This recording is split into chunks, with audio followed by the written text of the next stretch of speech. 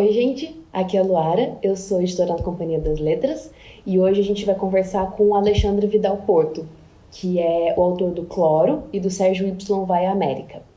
Eu vou falar rapidinho um pouco sobre o Alexandre e apresentar ele antes de chamar ele para a nossa live.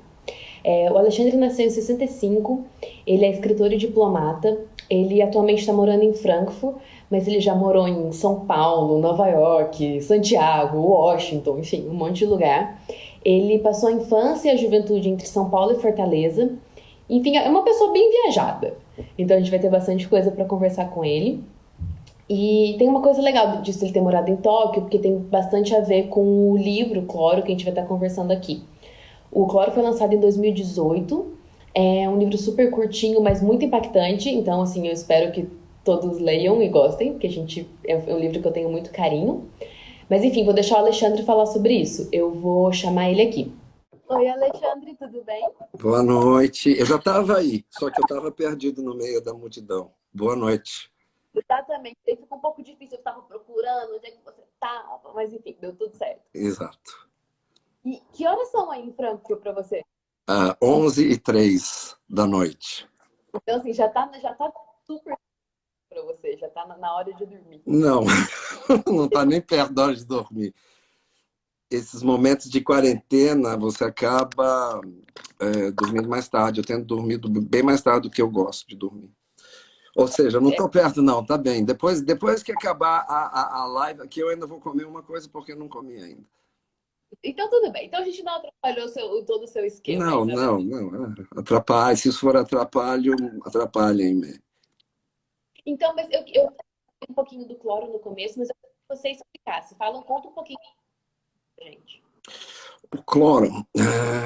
O Cloro é uma história simples, eu acho. E é um personagem conhecido. Todo mundo conhece aquele gay no armário, casado com mulher, que se refere sempre à mulher. E assim, que constrói a vida em torno de uma mentira vinculada à sua sexualidade. Assim, tá meio óbvio para todo mundo que ele é gay, menos para ele próprio. Então, o que eu quis fazer com o Cloro foi um pouco traçar, desenhar a genealogia desse personagem.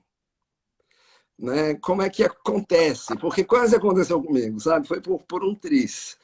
Então, até certo ponto, eu conhecia a trajetória, que eu acho que é uma trajetória meio comum quando você conversa com pessoas nessa situação, sabe? Você tem medo de que a sua homossexualidade destrua a sua vida inteiramente. E sendo que isso é uma parte da sua vida, não é a coisa mais definidora. Eu não sei, em algum livro eu escrevo que nem tudo é orientação sexual. E nem Sim. tudo é orientação sexual. Só que você não sabe disso, né? E você não sabe disso, e não é tudo, mas é uma parte muito definidora de você Não, também. sabe tudo É quando você isso, está... É definidor e quando você está descobrindo mais ainda, né? mais ainda, exato, exato. Então, E, na cabeça de um adolescente ou de uma criança que começa a lidar com a homossexualidade, com a sexualidade, no caso de uma criança homossexual, com a homossexualidade infantil, você percebe que tem algo estranho, porque você é o objeto, a sua identidade é uma injúria, sim. né? Isso é uma ideia que uma estudante que me mandou um textinho sobre o Cloro falava justamente, a identidade dele é criada a partir da injúria, do xingamento. E isso trava tudo, né? Porque todo mundo quer ser amado. Então é um pouco isso. A história do Cloro é esse. É o Constantino, que aos 8 anos levou um soco na barriga, na escola, foi chamado de bicha na frente de todo mundo, se sentiu humilhado e naquele momento ele entendeu que não era moça gay e resolveu não ser E gay falou. e criou uma identidade paralela. Não Uma é? fantasia de Uma vida fantasia de perfeita. si próprio, né? Eu não diria uma caricatura, é quase um esboço de si próprio. Ele se involuiu, É. né? E, e eu acho que isso que você falou dele se evoluiu, ele tem uma trajetória, né, no Cloro, né, nessa parte que ele está tentando lidar com a sexualidade há tanto tempo reprimida, que é muito tortuosa, é um caminho tortuoso para ele. E no Sérgio Y, o personagem também tem um caminho tortuoso para se entender. Então, isso acontece nos dois livros. Então, eu É. queria que você falasse um pouquinho sobre isso. Como que você coloca os seus personagens por esses caminhos tão difíceis, assim? Ah, porque a vida não é fácil para ninguém, né? A vida não é fácil para ninguém. Você pode olhar para o outro e falar assim, ah, que vida fácil que a Luara tem. E a Luara sabe da tortuosidade toda que ela percorre. Então, eu acho que a vida é sempre tortuosa. Agora, você pode enfrentar essa tortuosidade, se é que essa palavra existe, com otimismo ou com pessimismo. Eu gosto de dizer que o Sérgio Y é uma visão otimista do mundo. Né? O Sérgio Y ele acredita que ele vai ser feliz, ele vai em busca da felicidade dele. Ele está seguindo, ele está seguindo assim o caminho dele, mas ele tem a esperança de que tem luz. Ele está vendo uma luz no fim do túnel. O Constantino já é uma outra história, não tem luz no fim do túnel. Ele está na tortuosidade porque é o caminho que ele está mesmo, não tem como não estar. Então, essa é a grande diferença. Eu acho que um livro é sobre o otimismo, o Sérgio Y, né? Ou coragem, eu gosto de dizer que é um livro sobre coragem. E é mesmo. Mas o outro é um livro sobre, eu não diria sobre a covardia, mas sobre a ilusão de que se pode ter controle Sobre tudo, sobre tudo. Então, você... E, assim, e eu acho que o Cloro também é muito isso, a ilusão do controle, mas também, ao mesmo tempo, é um pouco o que dá para fazer. Porque tem hora que você tem que fazer o que dá para fazer. Não, porque no Cloro eu conto primeiro essa fase da construção da mentira, mas aí tem a desconstrução da mentira. Né?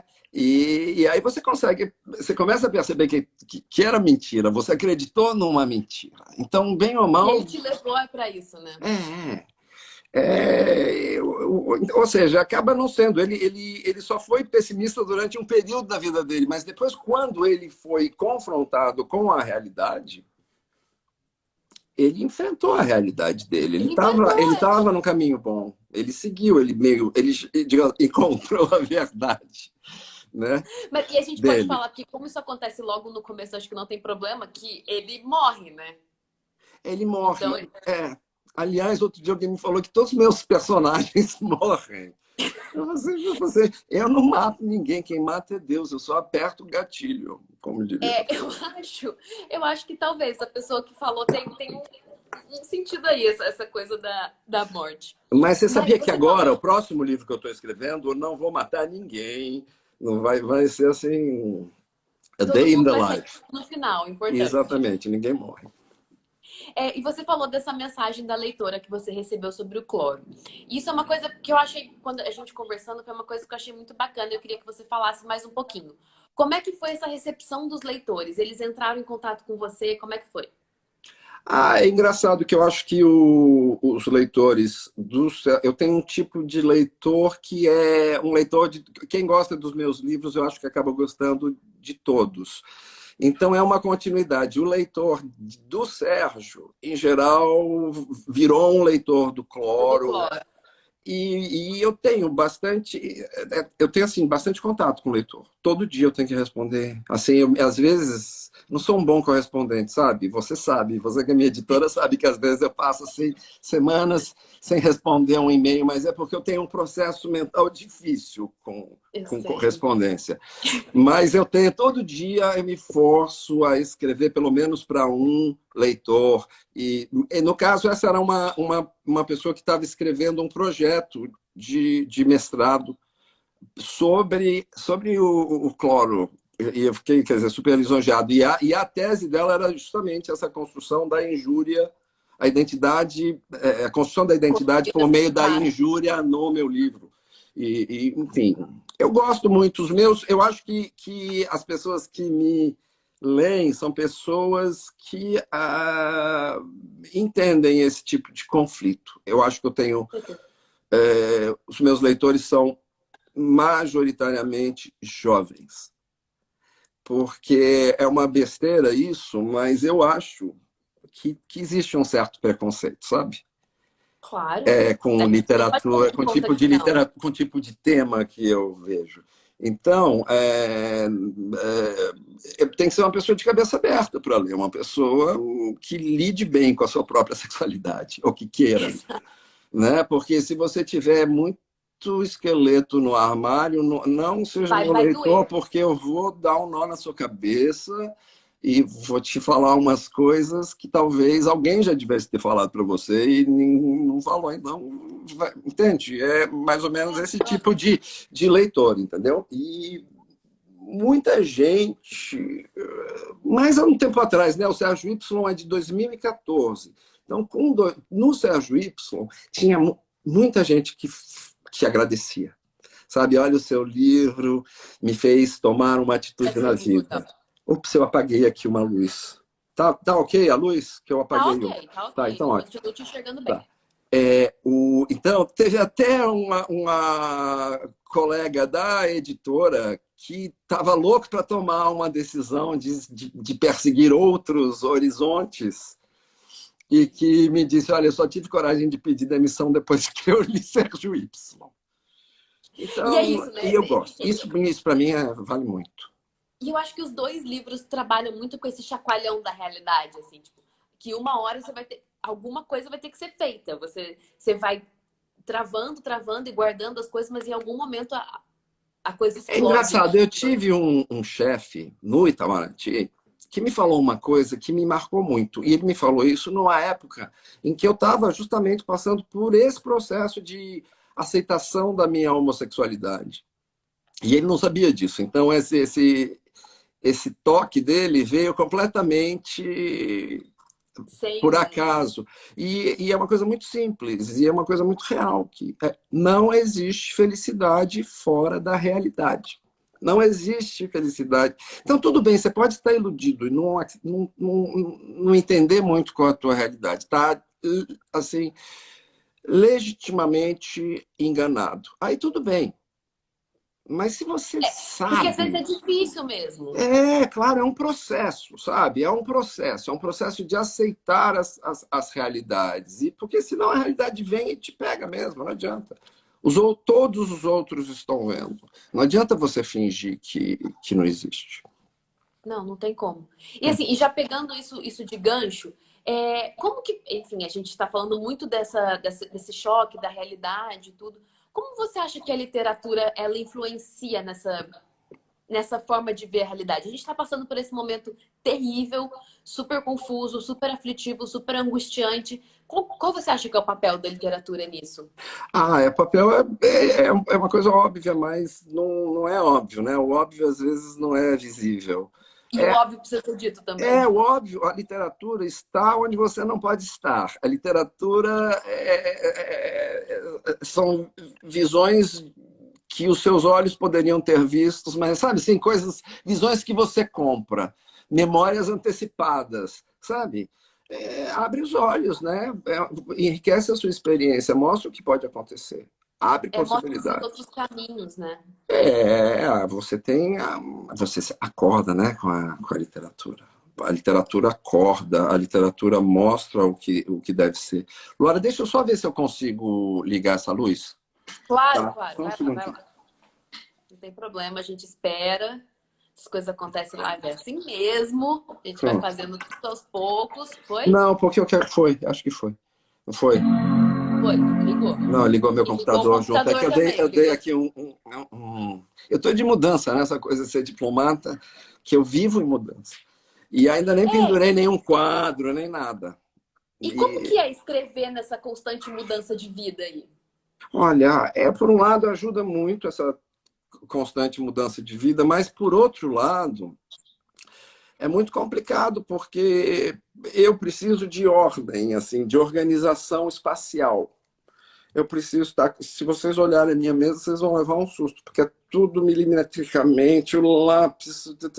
Mas eu preciso disso, porque senão eu não me encontro. E mudança eu não me encontro. Agora é que eu tenho uma escrivaninha, que eu estou começando a ter um lugar. E para mim, eu não sei porquê, mas eu preciso... É um momento assim de encasulamento. Então, na eu escrita, né? preciso estar numa situação física confortável. Eu preciso de boa luz, eu preciso de silêncio. Meu marido sabe, por exemplo, que se eu estiver escrevendo, não entre no meu quarto. Porque eu posso estar fazendo tudo, entendeu? Tudo pode estar vinculado ao meu Ao seu processo. universo criativo. Eu posso estar fazendo yoga para entender como é que você puxa um músculo da perna que o personagem vai puxar. Eu posso estar num site pornô, eu posso estar pesquisando arma, qualquer coisa, mas é um universo íntimo meu, sabe? Íntimo. É uma quarentena minha. Sabe? Isso foi uma coisa que eu aprendi no cloro, escrevendo cloro. De... E assim, eu acho que isso também reflete muito na forma que a sua escrita tem. Que as palavras, elas são bem pensadas, nada sobra, o livro é bem Não, olha, reto nesse sentido, nada tá além ali.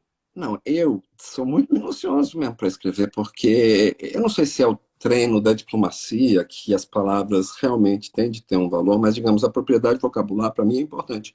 Eu leio e releio, e releio, e releio, e releio, e releio. Eu acho que talvez até por isso que os meus livros sejam curtos, porque eu tenho que reler tanto, mas cada palavra ali foi escolhida. Pensada. Foi escolhida, porque uma não substitui a outra, sabe? Né? Isso fica muito evidente quando a gente está lendo o que você escreve, assim, esse cuidado que você tem com o vocabulário. E é uma coisa que me impressiona muito, assim. E você tem algum autor que você gosta muito, que você acha que tem alguma coisa parecida, assim, que você fala, nossa, não, porque esse autor é uma coisa que me inspira muito. Não, eu tenho autores assim que eu olho e falo assim, coitado de mim, nunca jamais vou chegar nem perto disso. Então, sabe assim? Eu Mas tenho, assim, tenho tem aquele. alguns. Agora, tem autores que me inspiram, né? Eu não tenho muito isso de construção, sei lá, quando você lê um Dostoiévski, uma coisa dessas, e você olha um Saramago, e você olha e fala assim, nossa, como é que esse cara conseguiu montar isso? Né? E aí você fica intimidado. Agora, eu sou um leitor de poesia. Isso fica muito claro na sua escrita. Eu sou um leitor de poesia. Então, eu tenho, assim, eu almejo essa síntese do poema, essa síntese tão elegante do poema, sabe? Sim. Que, que não ocupa muito espaço na tua vida e te preenche totalmente. Sabe, aquela sempre falo, poema é bom porque você pega o poema, joga 3 gotinhas de água e o negócio vira uma coisa enorme, né?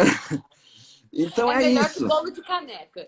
Isso. Os autores que me inspiram são os poetas, sabe? Sim, isso é muito, muito legal. E eu sei também, a gente já falou sobre isso, que você gosta muito do Cândido, do Voltaire. Ah, é verdade. E daí eu tô pensando assim, nessa situação que a gente tá vivendo, que o Cândido tem essa coisa das situações absurdas, das respostas absurdas, e nessa situação que a gente tá vivendo, você imagina o Cândido agora, assim? Você imagina o Cândido aqui? Totalmente, No totalmente. texto? Assim, sabe, assim, quando ele saiu do terremoto de Lisboa, né? Totalmente, a vida do Cândido é isso. É a nossa vida, de alguma forma. Eu Sim, é acho o que a que gente tá passando. é um contra-exemplo até. Eu acho que Voltaire é um autor fundamental para os tempos que correm. Fundamental. Todo mundo devia estar lendo Voltaire. Deviam, assim, dissolver Voltaire e jogar na água, nos reservatórios, para ver se entra dentro das pessoas. E o Cândido, eu cheguei ao livro porque eu acho um livro muito divertido, é leve, eu gosto de livrinhos curtos, eu adoro uma coisa que eu Sim. sento e leio de uma vez, e eu li várias vezes durante a minha vida. Eu estava até pensando na quarentena em traduzir, só por um exercício mesmo, para conhecer o livro super bem, né? Quando você traduz, você. Não, e é Mas, um ótimo exercício. não é um ótimo exercício, mas agora eu tenho uma vida outra também, de E diplomata, você e tem eu, um e eu romance moro. pra, né? E Ah, você tem um dois. romance aí, Exato, eu tenho 2, né, que eu devo. Um, né? Então acho que assim, não, é, talvez não seja a hora do exercício agora. exatamente, A mas olha, editora tomando conta. eu estou escrevendo, você sabe que eu estou escrevendo, Até tem a primeira frase. É engraçado que o arquivo do próximo livro está aqui na minha frente. E a primeira frase, Aberto, se olhando você pra quer você. saber qual é a primeira frase, Vai, em primeira mão para todo mundo, vai. pode ser que mude, viu? A primeira frase hoje, 16 de abril. Mas é assim, a gente nunca acha que vai se dar mal. É só isso. A gente nunca acha que vai se dar mal. E é verdade, né? A Só gente que se nunca dá, né? realmente acha que vai E se eu dar mal. acho que é uma coisa de você não achar que vai se dar mal, é uma coisa que está muito assim, intrincada no espírito brasileiro, de achar que, não, no final tudo vai dar certo. Não, no final as coisas dão errado, sim. Sabe? Eu não sei, eu morei nos Pode dar errado, países que teve guerra, sabe? Em que essa cultura da guerra, da destruição, estava muito presente na população. E eu sei que você pode morrer. Eu sei que você pode ser deportado, você pode ser expulso da sua casa, você pode ser preso arbitrariamente, sei lá, tua religião, tua raça, teu grupo ser pode ser eliminado perdido. simplesmente. Existe isso, isso não é só em livro de história, não. Eu acho que assim, quem viveu no Ocidente, sabe, nas classes protegidas do Ocidente, no final da Segunda Guerra Mundial para frente, teve um luxo histórico que pouquíssimas gerações Pouquíssimas, tiveram, pouquíssimas. de não ter de lidar com guerra, de não ter de lidar com miséria, sabe? Eu penso no Japão, né? No Japão, em 1923, teve um incêndio total. A cidade de Tóquio foi abaixo. Foi um incêndio na hora do almoço, as pessoas cozinhavam, né? Então pegou fogo e a cidade toda de papel e madeira. A cidade... Então, a nacionalidade, a nação se iguala na miséria. E isso é Claro. muito educativo. E o Brasil nunca teve isso. Nunca, nunca. A gente nunca teve uma miséria em que rico e pobre, branco e preto se igualassem. Sabe? E A gente passou por isso isso, é né? péssimo, porque você acha que se você nasceu no lugar certo, você acha que você tem uma imunidade pela vida. E Você isso vai continuar assim, né? Que é é quase um direito dado. teu. É quase um direito de continuar assim, e não é. Né? É um direito e assim, é um destino de quem não tem. Entende? Eu acho que essas coisas dão uma massa para a nacionalidade que talvez o Brasil esteja precisando. Não sei, eu não sei. E você consegue imaginar como a gente vai sair dessa situação? Porque tem gente que fala, não, vai sair completamente diferente, o mundo nunca mais será o mesmo. Outra fala, não, vai ser a mesma coisa. Você diz Você tem sair, você diz globalmente dessa pandemia? É, Não, eu sinceramente eu não sei, assim, em termos econômicos e estruturais, eu não sei, eu não me arrisco a dizer porque eu não entendo disso, mas de relações sociais, eu acho que é menos do que, eu acho que as mudanças serão menores do que a gente imagina, nos relacionamentos e tudo. Talvez você dê um pouco mais de valor, né, à presença. Talvez você entenda que, por outro lado, né, e paradoxalmente, você não precisa estar presente fisicamente para agir. mas isso de acompanhar, né? É, Acompanhar o que está acontecendo com você. eu acho que é uma. Eu não sei se vocês sentem isso, mas eu não estava dando conta. E essa coisa de correspondência, de não conseguir responder e-mail, tem a ver com isso. Eu não consigo responder todos os e-mails, todos os WhatsApps, todas as mensagens do Instagram, todos os não sei o que. Eu fico paralisado. E, e isso não é saudável. E, de alguma maneira, eu acho que mais gente entende que isso não é saudável hoje do que entendia há um Dia tempo antes, atrás, sabe? claro. Mas quais os efeitos que isso terá na convivência humana? Eu não acho que. Eu acho que é ali, sabe? Eu falo uma coisa meio grotesca, mas eu acredito um pouco nisso. Que você tem. Que gente, ser humano é igual a carro, sabe? Sim. Você tem 6 modelos com 10 cores e com 40 acessórios, e isso, sabe, não muda muito. Vai trocando, né? São as Exatamente. combinações Mix and possíveis. match, mas você tem os mesmos traços nas pessoas. Então, eu acho que as pessoas continuarão se relacionando em torno de amor, dinheiro, sexo, ambição, doença, morte. É isso, né? Não muda muito, né? Não tem mudado, né? Não tem, parece que não tem mudado. E os seus hábitos durante esse período de isolamento? O que você tem lido? O que você tem, enfim, consumido também nesse período Consumido, aí que tenho consumido.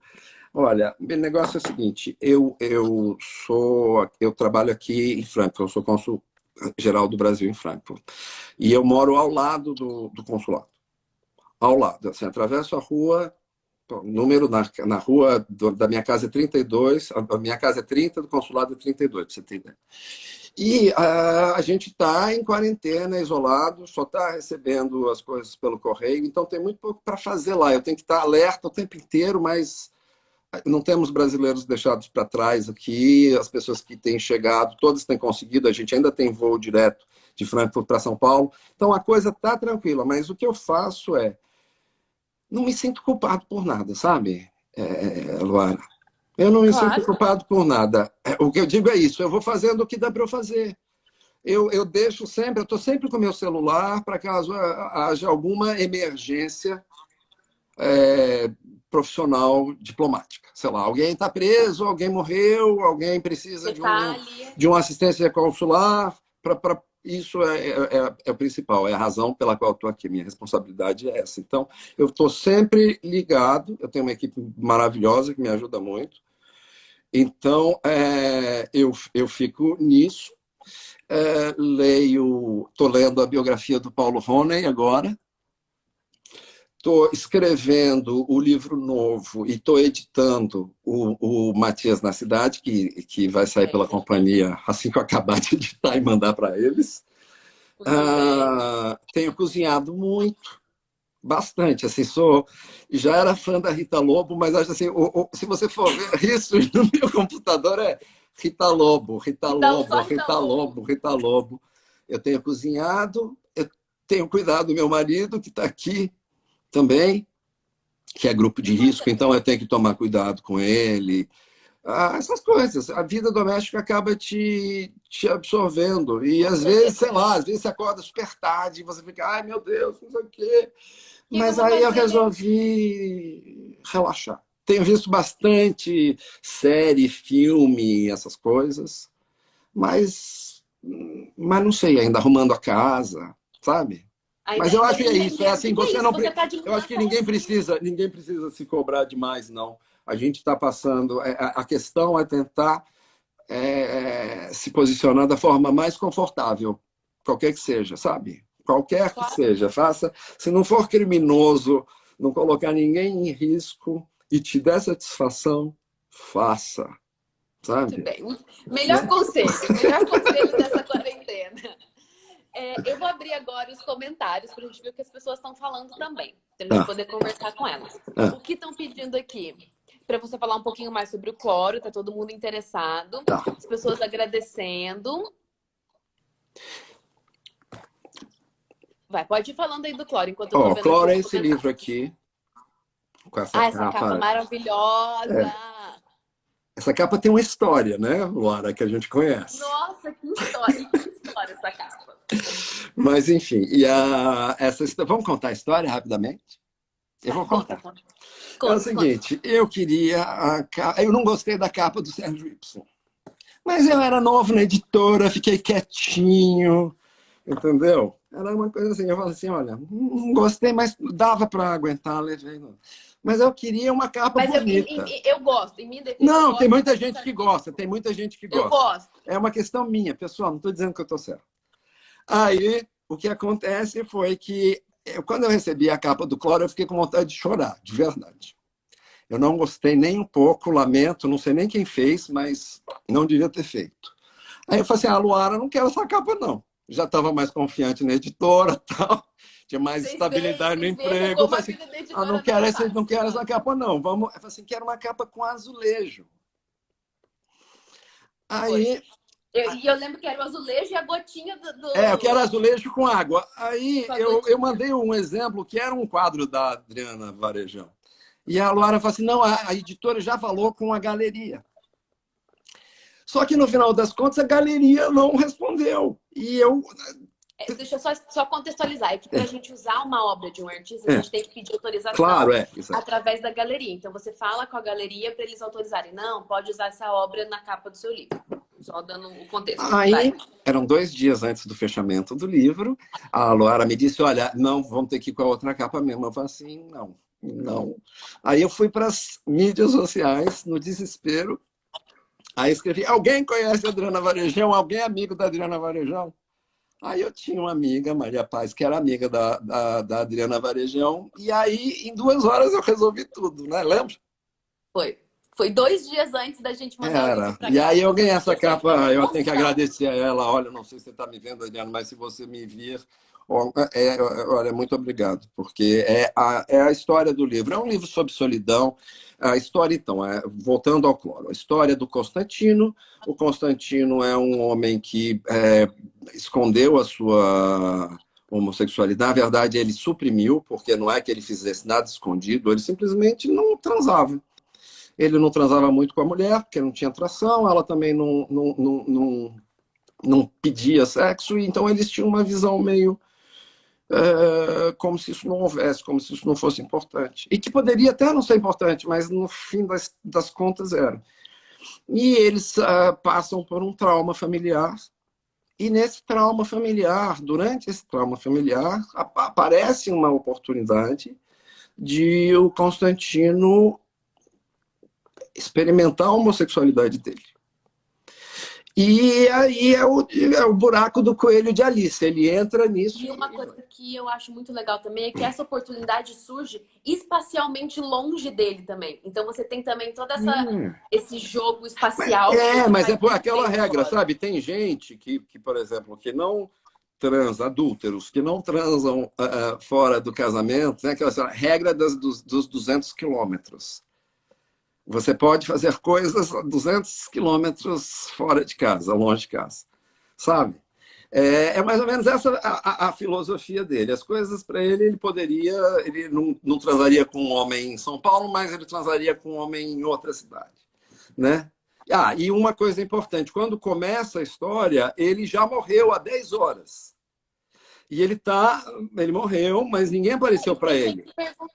Tem gente perguntando sobre isso. Como é que foi essa decisão de fazer o narrador já tá morto? Isso foi... Eu me arrependo de ter feito isso. Sabe por quê? Me arrependo muitíssimo hoje. Alexandre, tá acabando comigo nessa entrevista. Não, eu me arrependo. Sabe por quê? Porque as pessoas falam assim, porque em estilo brascubiniano. Fazem uma vinculação ao Brás Cubas que não existe. Nunca existiu. Automática. Simplesmente porque é um autor defunto. Eu devia ter pensado melhor ou feito de uma outra forma, sabe? Não é. Por que o autor é defunto? O autor é defunto porque eu precisava de uma vida completa, com começo, meio e fim. Que começou num dia e acabou num dia que eu conhecesse. Entendeu? Eu precisava de um arco completo. Não dava assim para parar aos 45 anos e parar de contar a história dele e não saber o que acontece. Então eu queria ter a ilusão desse controle sobre o meu personagem, sabe? De que... Então, ele já morreu, ele lembra da morte, sabe que morreu, e está numa espécie de limbo, mas ninguém veio falar com ele, Deus não abriu as portas do céu, São Pedro não estava lá, não tinha recepcionista nenhum, ele está no escuro, ele não tem mais noção física do corpo dele, porque ele já não tem mais corpo, né? Mas ele não tem sensações, os 5 sentidos dele já, mas ele reteve o raciocínio e as memórias. E ele pensa que alguém aparecerá aqui para, sabe, por que eu tenho essas memórias? Por que eu tô, assim, quem vem falar comigo deve estar atrasado. Então ele começa a organizar mentalmente a vida dele, as histórias. Assim, quando o cara me pergunta o que eu fiz, o que eu vou contar? Então ele começa a organizar, assim, quase que classificar essas historinhas da vida dele, que, segundo ele, dariam uma visão completa e benigna, né, positiva da vida que ele levou. Claro. Então ele está querendo se justificar, né? Ele sabe dos erros e do que ele considera erro, das pisadas de bola que ele deu, das pessoas que ele machucou, mas ele está tentando se justificar. São, eu acho que 23 pequenos capítulos, todos muito rapidinhos, assim. E a primeira parte é ele até a morte dele, e a segunda parte são depoimentos de pessoas que estavam próximas a ele, seja durante a vida, seja na morte, que eram a mulher dele, a filha, o namorado que ele vem a ter no final, a pessoa que encontra o corpo dele, o cadáver dele, ele morre fora do Brasil, o cônsul que despacha o cadáver do brasileiro que foi encontrado morto no Japão, e cada um, sabe, porque ele morre numa situação em que fica muito claro que ele era gay. E isso é uma surpresa para todos. Exatamente, uma surpresa para todos. Assim, a mulher dele recebeu um telefonema às 6 horas da manhã um dia dizendo que o marido dela tinha morrido numa situação comprometedora, digamos assim. É chocante isso. Comprometedora. Eu acho que é bom a gente parar com comprometedora, que as pessoas vão entender que situação comprometedora é essa. Comprometedora para ele, não vamos falar disso, não, né? Não vamos falar, deixa eu Não, mas a verdade, o importante desses segundos depoimentos, dessa segunda parte, é como são as pessoas que não sabem com quem estão lidando, né? Você é casado com uma pessoa, dorme na cama com ela todos os dias durante 27 anos, e aí, de repente, você não sabe de uma coisa tão importante sobre essa pessoa como a sexualidade dela. Não é nem a sexualidade, né? Que é uma coisa mais difusa, tá? A orientação sexual, né? Os filhos, que nunca vão saber exatamente quem era o pai, né?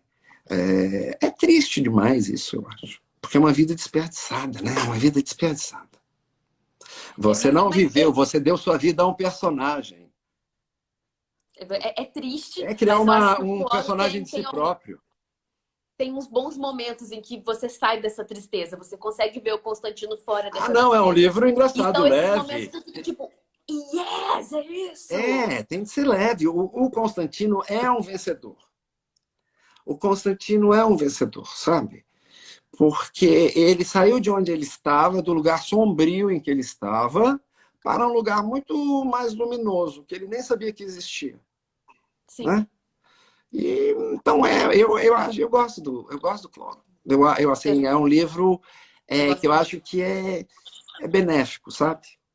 É um livro benéfico para você não cair em armadilhas, para você entender que você não vai encontrar felicidade numa ficção que você criou para não enfrentar a verdade, que você criou por medo, né?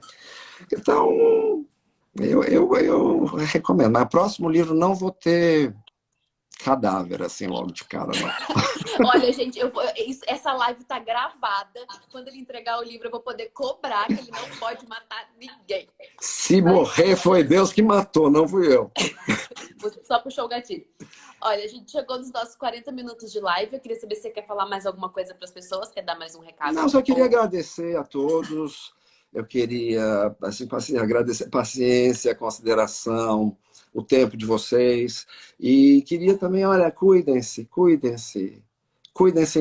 sabe, fisicamente, emocionalmente, psicologicamente. Assim, um cuidando do outro, sabe? E eu acho que a gente tem que ter claro que vivemos tempos muito excepcionais, que isso não é normal, nem é para ser. Então, sabe, resiliência... Dá uma maneirada. Não se sintam culpados por nada. Se não for criminoso e não machucar ninguém, tá valendo. Eu amei, essa vai ser a frase da quarentena. Alexandre, muito, muito obrigada pelo seu tempo. Eu é que agradeço. Espero que a gente converse mais vezes. Estou muito ansiosa pelo romance. Obrigado, viu? Tá, obrigado. Olha, um beijo para todos. Obrigadão. Tchau. Tchau.